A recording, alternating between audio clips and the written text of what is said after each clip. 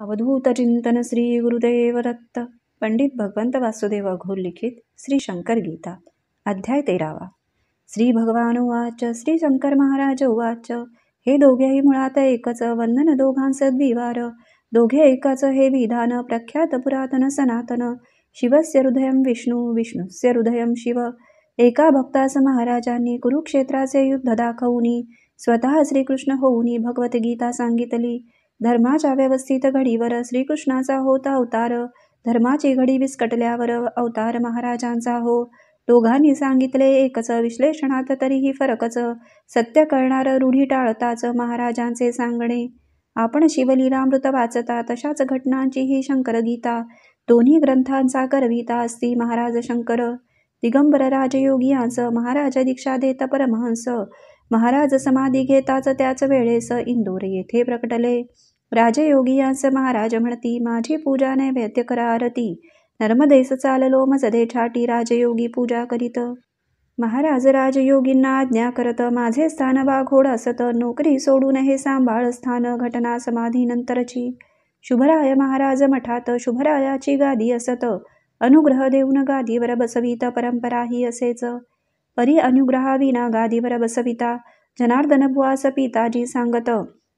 याला अनुग्रह देण्यास येणार आहेत महान अवतारी पुरुष. जनार्दन बुवा पूजा होते करीत, एक व्यक्ती देवघरात शिरत. गोंधळ झाला कोणात जात, दोघे गुप्त जाहले. श्रीपाद श्रीवल्लभांचे जे स्थान असत, त्या कुरपुरच्या भुयारात. दोघे प्रकटून आत शिरत, महाराज साक्षात प्रकटले. मांडीवर बसवून जनार्दनाला तारक मंत्राचा अनुग्रह दिला. अपूर्व अगदी योगा भला धन्य जनार्दन जाहले. महाराज जनार्दन बुवास बुवा म्हणूनच संबोधित. बुवा नेहमी महाराजांस मालक म्हणता आदरे. महाराजांची अत्यंत प्रीती शिष्य जनार्दन बुवावरती. बुवामुळेच अनेकांना लाभती शंकर महाराज पहा हो. ज्ञानेश्वरास पांडुरंगांनी स्वतः दिली समाधी. जनार्दन बुवास स्वतः समाधी महाराजांनी दिलीच. जनार्दन बुवांचा अधिकार यावरून स्पष्ट होतो तर धन्य जनार्दन शंकर, धन्य शुभराय मठ तसा. महाराजांची संमती घेऊन निमंत्रिले सर्वांस. यावेळी सोलापुरात शंकराचार्यांचा मुक्काम असत. त्यांनाही केले निमंत्रित. बोलावणे गेलेच. शंकराचार्य आपल्या स्थानात पार्थिव पूजा होते करीत. जे उपचार ते पार्थिवावर वाहत अदृश्य होऊ लागले. माझे उपचार कोठे गेले अंतर्ज्ञानाने मग त्यांना कळले.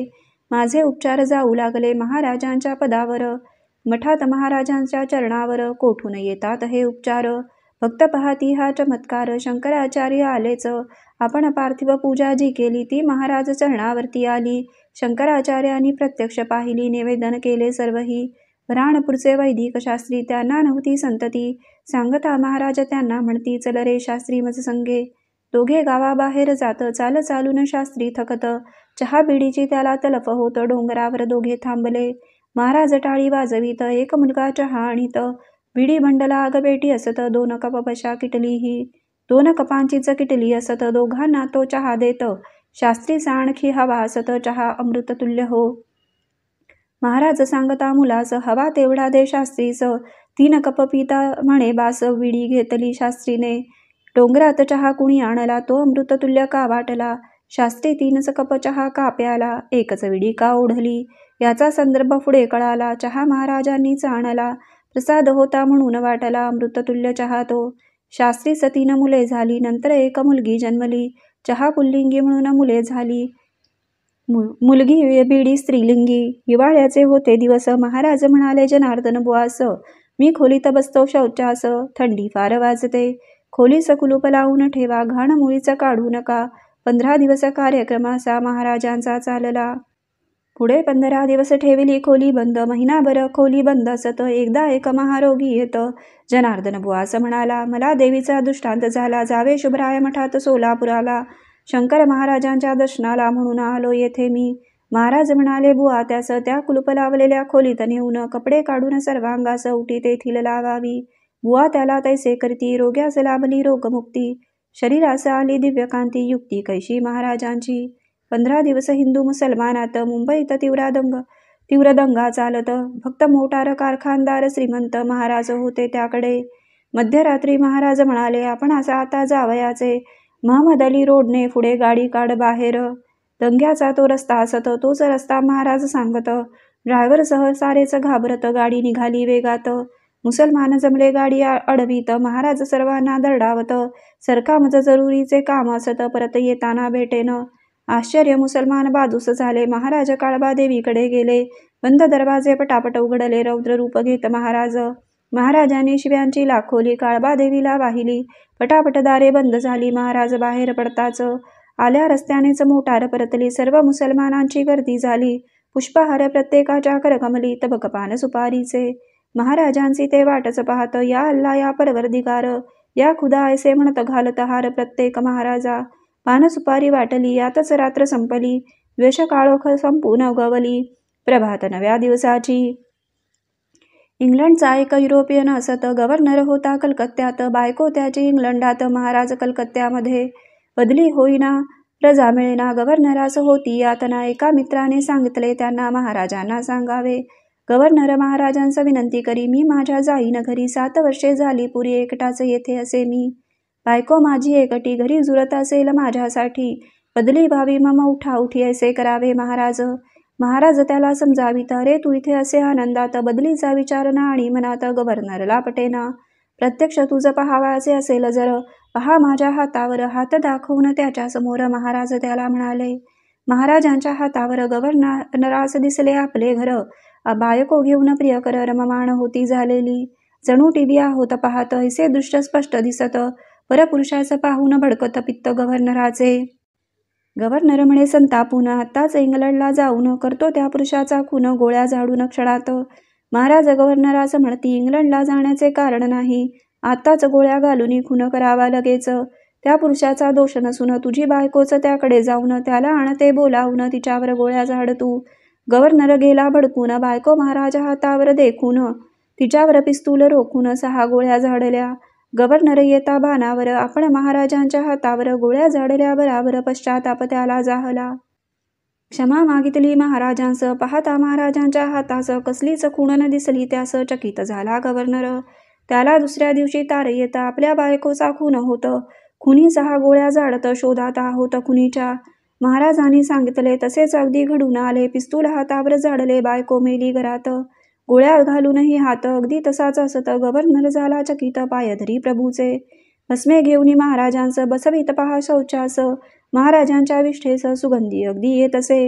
विष्ठेसही सुगंधी येत, त्यामुळे भस्मे चकित होत. महाराज त्यांना सांगत, शुद्ध असावा मनुष्य.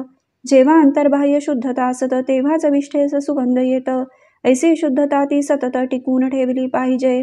महाराजांच्या या वचनावरून आपापले अंतःकरण घ्यावे सर्वांनी तपासून, किती शुद्ध आपण. एक भक्त करून नमस्कार, माझे काम केव्हा होणार विचारी महाराज म्हणती, सत्वर मी मेल्यावर होईल. भक्त मग चौकशी करीत, महाराजांचे वय किती असत. काम होण्यास महाराज कधी जात हाच ध्यास भक्ताला. मग महाराजांचं वय विचारत, महाराज रागाने ओरडत, वेड्या तुझ्यातील मी जेव्हा मरत तेव्हा काम होईल. या भक्तासारखे भक्त आपण सारे आहोत. काम होण्यावर आपली नजर असत प्रज्वलित मी ठेवून. काहीही हो महाराजांचे काम व्हावे आमचे, वादळ अशा विचारांचे सतत चाललेले असतेच. आपल्यातील मी चिरंजीव करीत असतो यत्ने सतत. सांगण्याचा काम नाही होत हक्क काय आपणा. नुसते मीही आपण न सोडित, श्रद्धा भक्तीचा पत्ताच नसत. वासनांचा धुमाकूळ चालत कैसे महाराज कळतील. महाराज काशी क्षेत्रात बुटासह महादेवावर बसत. पुजारी त्यांना हाकलून देत. महाराज गेले नदीवर. पुजारी जाता मंदिरात. मंदिर गरगरासे फिरत. मंदिरात पुजाऱ्यास जाता न येत. घाबरून गेले अत्यंत. जो महादेवावर होता बसून त्याला आपण दिले हाकलून. त्याचाच परिणाम हा असून खात्री पुजाऱ्यांची जाहली. हुडकू लागले सगळे त्याला. गंगेवर नावे तो दिसला. शरण गेले वदती त्याला, महाराज क्षमा करावी. महाराज वदती रागवून, का आलात विश्वेश्वर सोडून. महादेव मंदिरात नसून मंदिर फिरते गरागर. पुजाऱ्यास महाराज सांगत, जा दिसेल विश्वेश्वर मंदिरात. मंदिराचे फिरणेही होईल शांत. पुजारी गेले मंदिरी. मंदिराचे फिरणे बंद होत. विश्वेश्वर मंदिरात दिसत. पुजारी महाराजांची पूजा करीत मोठ्या भक्तिभावाने. आधी पूजा महाराजांची, नंतर काशी विश्वेश्वराची. महिनाभर याप्रमाणेची महाराज होते नावेत. पहिला निजाम महाराजांना भजत. दुसरा निजाम मुळी न मानत. त्याने दिवाण सालरजंगाकडून हाकलून दिले महाराजा. महाराज म्हणाले, दिवाणाला, तुझा राजा सिंहासनावर मला पुन्हा बसवितो की नाही तेच पहा. वादळ सुटले लगेच. मुसळधार पाऊस सुरू झाला. गाव पाण्यात बुडाला. दुसरा निजाम घाबरला. अचानक असे घडले हे. सालार जंग म्हणे निजामाला, तुम्ही आकलून दिले महाराजाला. संकट भोवले तुम्हाला, शरण जाता टळेल. निजाम महाराजांचं शरण जाऊन सिंहासनावर त्यांना बसवून महाराज म्हणाले, खळ नारळ देऊन ओटी भरावी नदीची. ओटी भरता तासात पाणी संपूर्ण ओसरत. महाराज निजामास म्हणत, परीक्षा पाहतोस काय मम. तुझी एकच पिढी राज्य करील. तू रजक धोबी गुरुचरित्रातील. तुला मीच राजा केले असत राज्य बुडाले नंतर. गणेश महादेव अभ्यंकर यांना युद्धात पॅन्टवर गोळ्या लागल्या भरपूर. चाळणी झाली पॅन्टची. परी पायास नुसती जखमही मुळीच अगदी नाही झाली. ऐसे कैसे घडले पाही. अभ्यंकर चकित झाले. पुढे महाराज त्यांना म्हणत, अरे गोळ्यांचे वार मी सोसत कसले वाचतो युद्धात. अभ्यंकरांना समजले. महाराजांची स्वाक्षरी असावी आपल्या संग्रही घरी. अभ्यंकरांना वाटे अंतरी महाराजांना म्हणाले, महाराज या कागदावरी करावी आपली स्वाक्षरी. महाराज म्हणाले, मी तरी सही नाही करणार. निश्चयाने म्हणाले अभ्यंकर, मी तुमची सही घेणार. महाराज वदत, मी सही न देणार. शर्यत लागली दोघांची.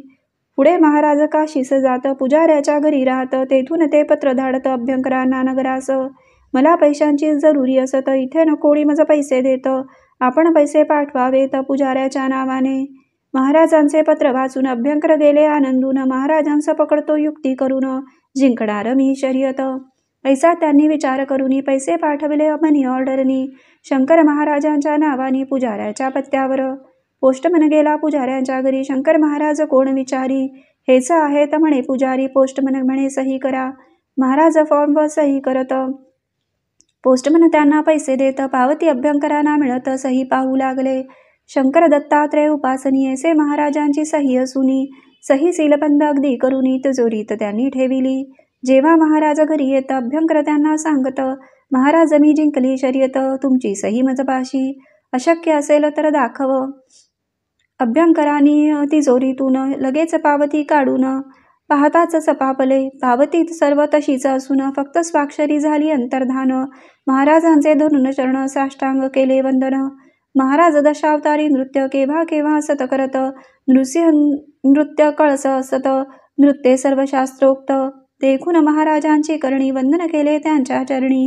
13वा अध्याय या ठिकाणी विरम आहे पावला.